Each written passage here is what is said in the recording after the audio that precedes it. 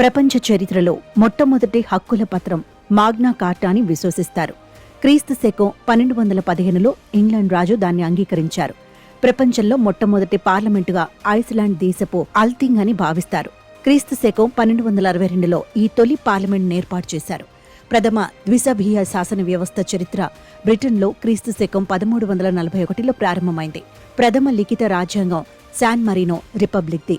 క్రీస్తు శకం 1600 సంవత్సరం నుంచి ఇది అమల్లో ఉంది. అధికారాల విభజనకు ప్రేరణ స్పిరిట్ ఆఫ్ లాస్. ఫ్రెంచ్ తాత్వికుడు మెంటెన్యూ రాసిన ఈ ఉద్గ్రంథం అమెరికా రాజ్యాంగ నిర్మాతలకు స్ఫూర్తినిచ్చింది.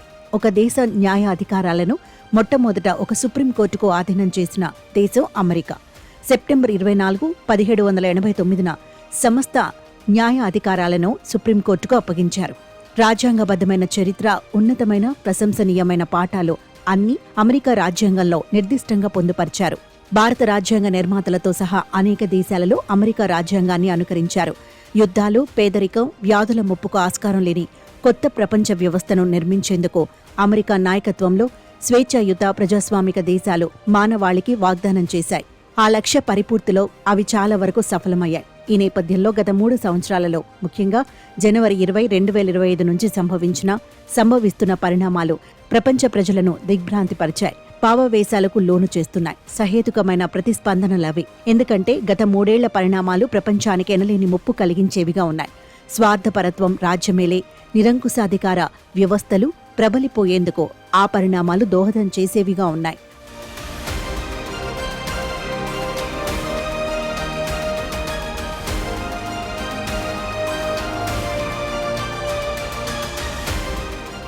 అమెరికా సంయుక్త రాష్ట్రాల అధ్యక్ష పదవి మహాశక్తివంతమైనది. నిర్దిష్టమైన అధికారాలు, ప్రత్యేక అధికారాలతో పాటు అనిర్ణీత అధికారాలు కూడా ఆ పదవికి ఉన్నాయి. పైగా అమెరికా ప్రపంచ అగ్రగామి సంపన్న దేశం అనే వాస్తవం ఆ పదవికి మరింత ప్రాధాన్యాన్ని కల్పిస్తుంది.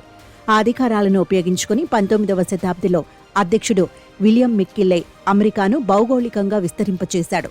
ప్యూరిటో రికో, గువామ్, ఫిలిప్పీన్స్, హవాయిలను అమెరికాకు అనుసంధించాడు. 20వ శతాబ్దిలో వుడ్రో విల్సన్, ఫ్రాంక్లిన్ డి రూజ్వెల్ట్లో వాక్ స్వాతంత్ర్యాన్ని అణిచివేశారు. తమ కార్యనిర్వాహక అధికారాలను ఉపయోగించి విదేశీయులను నిర్బంధంలోకి తీసుకున్నారు. అలా అరెస్టు చేసిన వారిని బలవంతంగా స్వదేశాలకు పంపించివేశారు. రాజకీయ అసమ్మతివాదులను సైతం తీవ్రంగా అణిచివేశారు. 21వ శతాబ్దిలో బరాక్ ఒబామా అమెరికా కాంగ్రెస్ అనుమతి లేకుండానే లిబియాలో యుద్ధాన్ని ప్రారంభించాడు. యుద్ధ అధికారాల చట్టం 1973 కింద ఆయన స్వతంత్ర నిర్ణయం తీసుకున్నాడు. ఇతర అధ్యక్షులు సైతం తమ పదవీ అధికారాల పరిమితులను తమ స్వతంత్ర నిర్ణయాలతో పరీక్షించారు. రాజ్యాంగ విరుద్ధమైన నిర్ణయాలు తీసుకోవడం, చర్యలు చేపడుతూనే కాంగ్రెస్ అభిశంసన నుంచి తప్పించుకోగలిగారు. అమెరికా అధ్యక్ష పదవి అధికారాలను మరే అధ్యక్షుడి కంటే ఎక్కువగా ఉపయోగించుకున్నది 47వ అధ్యక్షుడు డొనాల్డ్ జే ట్రంప్. గత 8 దశాబ్దాలలో అమెరికా ఎన్నిమార్లు తన మామూలు విధానాలకు భిన్నంగా వ్యవహరించినప్పటికీ, ఎన్నిసార్లు దుస్సాహసాలకు పాల్పడినప్పటికీ స్వేచ్ఛాయుత ప్రజాస్వామిక దేశాల నాయకుడిగా గౌరవాదారాలు పొందింది. సకల దేశాల ప్రజలు, ప్రభుత్వాలు ప్రపంచ వ్యవహారాలలో అమెరికా అధ్యక్షుడి మాటను ఆమోదించకపోయినా ప్రాధాన్యమిచ్చారు. ప్రపంచ వ్యవస్థ భద్రతకు హామీ పడ్డ దేశం అమెరికా. ప్రపంచ శాంతి సంరక్షణకు, విద్యా వ్యాసంగాల వికాసానికి, ఆరోగ్య భద్రతకు, మానవ హక్కుల పరిరక్షణకు అమెరికా ప్రభుత్వం ఎన్నో అంతర్జాతీయ సంస్థలను నెలకొల్పి నిర్వహించింది. అయితే డొనాల్డ్ ట్రంప్ మళ్లీ అధికారానికి వచ్చిన 2 నెలల్లోగానే అమెరికా ప్రపంచ ఆరోగ్య సంస్థ నుంచి వైదొలిగింది. ఐక్యరాజ్య సమితి, మానవ హక్కుల సమితికి, United nations relief and works ఏజెన్సీకి నిధులు నిలిపివేస్తామని, అసలు ఆ సంస్థ నుంచి ఉపసంహరించుకుంటామని అమెరికా బెదిరిస్తోంది. ట్రంప్ ఆదేశాల మేరకు ఇప్పటికే యుఎస్ఎయిడ్ను మూసివేశారు. ఫలితంగా ప్రపంచవ్యాప్తంగా ఎన్నో సహాయ కార్యక్రమాల అమలు పూర్తిగా నిలిచిపోయింది. అలాగే నాటో నుంచి కూడా వైదొలుగుతామని, యూరోపియన్ మిత్ర దేశాలకు గతంలో వలె ఎటువంటి సహాయ సహకారాలు అందించే ప్రసక్తి లేదని ట్రంప్ మహాశయుడే స్వయంగా ప్రకటించాడు.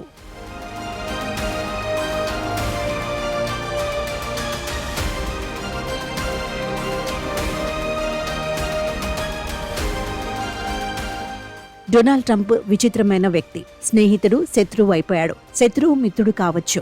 పొరుగుదేశం సువిశాల కెనడాను అమెరికాలో 51వ రాష్ట్రంగా ఉండాలని ఆయన ప్రగాఢంగా అభిలషిస్తున్నాడు. అమెరికాలో చేరమని గ్రీన్లాండ్కు బహిరంగంగా ఆహ్వానం పలికాడు.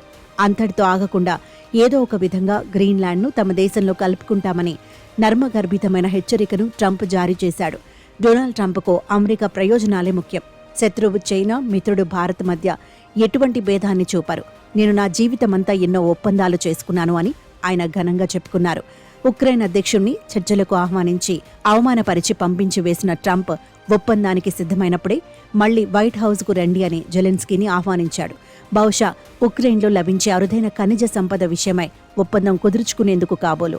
రష్యాతో యుద్ధంలో సహాయపడుతున్నందుకు ఉక్రెయిన్ తన ఖనిజ సంపదను అమెరికాకు ఇవ్వాలన్నదే ట్రంప్ వాదన. మరి రాజనీతిజ్ఞతను వ్యాపార లావాదేవీగా మార్చివేసిన ఘనత ట్రంప్దే అనడంలో సందేహం లేదు. అత్యంత శక్తివంతమైన పదవిలో ఉన్న ఇటువంటి వ్యక్తితో ప్రపంచం ఏమవనున్నది? ట్రంప్ విధానాల పర్యవసనాలు మన దేశం విషయంలో ఎలా ఉంటాయి? ప్రపంచ స్థాయిలో చూస్తే నిరంకుశ పాలకులైన ట్రంప్, పుతిన్, క్సీ జిన్పింగ్లో తమ ప్రయోజనాలకు ఏకమయ్యే అవకాశం ఉంది. వారు తాము కోరుకుంటున్న ఇరుగు పొరుగు దేశాలను స్వాధీనం చేసుకునేందుకు తప్పక ప్రయత్నిస్తారు. ట్రంప్ ఇప్పటికే పనామా కాలువ, కెనడా, గ్రీన్లాండ్, గాజాపై కన్ను వేశారు. ఇప్పటికే క్రిమియా, అబ్ఖాజియా, దక్షిణ ఒసేటియాను కలిపి వేసుకున్న రష్యా ఉక్రెయిన్ను కైవసం చేసుకోవడానికి యుద్ధానికి దిగింది. బహుశా జార్జియాను కలిపివేసుకోవడానికి కూడా ప్రయత్నించవచ్చు. ఇక చైనా, టిబెట్, హాంకాంగ్లను బలవంతంగా కలిపివేసుకుని ఇప్పుడు తైవాన్, భారత్లోని కొన్ని హిమాలయ ప్రాంతాలు, దక్షిణ చైనా సముద్రంలోని దీవులను కలిపివేసుకోవాలని ప్రగాఢంగా ఆకాంక్షిస్తోంది. దీన్ని ఆ దేశం ఏమాత్రం దాచుకోవటం లేదు.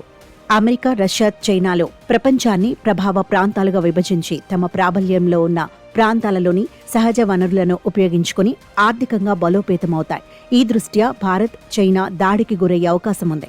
అరుణాచల్ ప్రదేశ్, ఇతర హిమాలయ ప్రాంతాలను చైనా ఆక్రమించుకోవడానికి ప్రయత్నిస్తే అమెరికా కానీ, రష్యా కానీ మనకు ఎటువంటి సహాయ సహకారాలు అందించవు. అమెరికా నుంచి మన దేశం మరింత ఎక్కువగా సైనిక సామాగ్రిని కొనుగోలు చేసుకోవాల్సిన అనివార్యత ఏర్పడుతుంది. అలాగే అమెరికా నుంచి మరిన్ని వస్తు ఉత్పత్తులను స్వల్ప సుంకాలతో దిగుమతి చేసుకోవడానికి అంగీకరించవలసి వస్తుంది. అమెరికా, రష్యాల సామరస్యం నెలకొంటే రష్యన్ చమురు సంపద మనకు చౌక ధరలకు ఇంకెంత మాత్రం అందుబాటులో ఉండదు. బ్రిక్స్, క్వాడ్ కూటమి నుంచి మనకు పెద్దగా తోడ్పాటు లభించకపోవచ్చు. అమెరికా మద్దతుతో పాకిస్తాన్, బంగ్లాదేశ్లు భారత్కు వ్యతిరేకంగా తమ ద్వైపాక్షిక సంబంధాలను పటిష్టం చేసుకుంటారు. ట్రంప్ సుంకాల సమరాన్ని పూర్తి స్థాయిలో ప్రారంభిస్తే నియమ నిబద్ధ ప్రపంచ వాణిజ్యం తలకిందులవుతుంది. భారత ఆర్థిక వ్యవస్థ ధ్వంసమవుతుంది. జర్మనీ, ఫ్రాన్సులు ఇప్పటికే గ్రహించినట్టుగానే భారత్ కూడా తనను తానే కాపాడుకోవాల్సి ఉంటుంది. డొనాల్డ్ ట్రంప్ స్నేహం భారత్కు బహుదా ఉపకరిస్తుందని నరేంద్ర మోదీ భావిస్తున్నారేమో, కానీ అందుకు ఏమాత్రం ఆస్కారం లేదు. ట్రంప్ స్వార్థపరుడు, అహంభావి. తన విధానాలతో ప్రపంచ ఆర్థిక వ్యవస్థ కూలిపోయినా ఆయన లెక్క చేయడు. మరో 4 సంవత్సరాల పాటు ప్రపంచానికి అన్నీ కష్టాలే, సందేహం లేదు.